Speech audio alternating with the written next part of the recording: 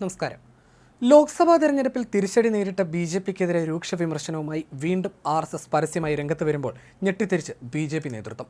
അഹങ്കാരികളെ Sreeraman 241 പിടിച്ചുകെട്ടിയെന്ന് RSS ദേശീയ നിർവാഹക സമിതി അംഗം ഇന്ദ്രേഷ് കുമാർ പറഞ്ഞതിന് ദേശീയ മാധ്യമങ്ങൾ വലിയ പ്രാധാന്യം നൽകുന്നുണ്ട്.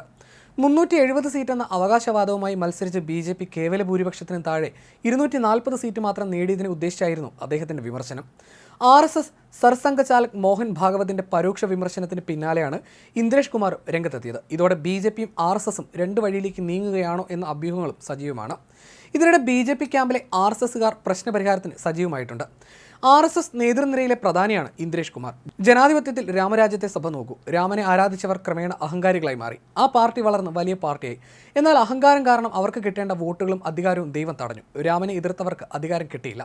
അവരെല്ലാവരും ഒന്നിച്ചു നിന്നിട്ട് പോലും രണ്ടാം സ്ഥാനത്തെത്താനേ കഴിഞ്ഞുള്ളൂ. ദൈവത്തിന്റെ നീതി സത്യമാണെന്നും ഇന്ദ്രേഷ് കുമാർ തുടർന്നു. രാമനെ ആരാധിക്കുന്നവർ വിനയാന്വിതരായിരിക്കണം. രാമനെ എതിർക്കുന്നവരെ രാമൻ തന്നെ കൈകാര്യം ചെയ്തോളും. രാമൻ ആരെയും കരയിക്കില്ല. രാമൻ എല്ലാവർക്കും നീതി നൽകും. രാമൻ ജനങ്ങളെ സംരക്ഷിക്കും. രാവണന് വരെ നല്ലത് മാത്രമാണ് അദ്ദേഹം ചെയ്തതെന്നും ഇന്ദ്രേഷ് പറഞ്ഞു. ഇതിനൊപ്പം മോഹൻ ഭാഗവതിന്റെ വിമർശനവും കൂടിയാകുമ്പോൾ ബി.ജെ.പി ആർ.എസ്.എസ് ബന്ധം വഷളാണെന്ന വിലയിരുത്തലാണ് സജീവമാകുന്നത്. ജെ.പി നദ്ദയാണ് ബി.ജെ.പിയുടെ ദേശീയ അധ്യക്ഷൻ. നദ്ദ നിലവിൽ കേന്ദ്രമന്ത്രിയുമാണ്. അതുകൊണ്ട് തന്നെ പുതിയ അധ്യക്ഷനെ ഉടൻ നിയമിക്കണം. ഇതിലടക്കം ആർ.എസ്.എസ് നിലപാട് എന്താകുമെന്ന ചർച്ച സജീവമാണ്. ആർ.എസ്.എസ് അഭിപ്രായം പറയുമോ എന്നതാണ് ഉയർന്ന ചോദ്യം. ഈ ഘട്ടത്തിൽ ആർ.എസ്.എസിനെ അനുനയിപ്പിക്കാൻ കഴിഞ്ഞില്ലെങ്കിൽ ഭാവിയിലെ അകൽച്ച കൂടും.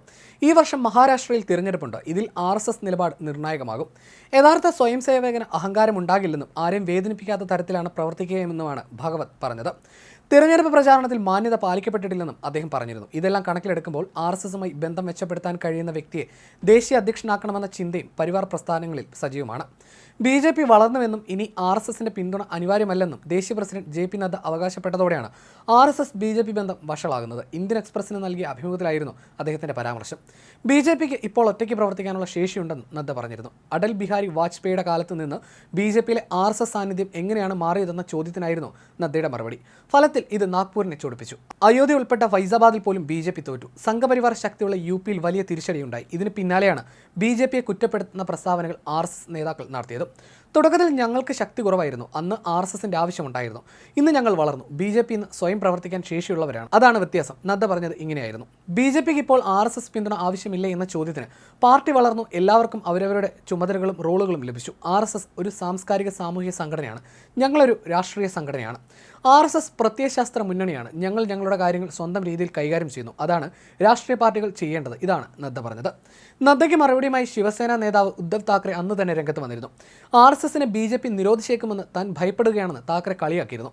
ബി.ജെ.പി പ്രസിഡന്റ് ജെ.പി നദ്ദ പറയുന്നത് അവർക്കിനി ആർ.എസ്.എസിന്റെ ആവശ്യമില്ലെന്നാണ്. മോദി ശിവസേനയെ വ്യാജസേന എന്നും തന്നെ ബാലാസാഹിബ് താക്കറെയുടെ വ്യാജ സന്താനമെന്നും വിളിച്ചു. നാളെ അവർ ആർ.എസ്.എസിനെ വ്യാജം എന്ന് മുദ്രകുത്തി നിരോധിക്കുമെന്നുമായിരുന്നു താക്കറെ പറഞ്ഞത്.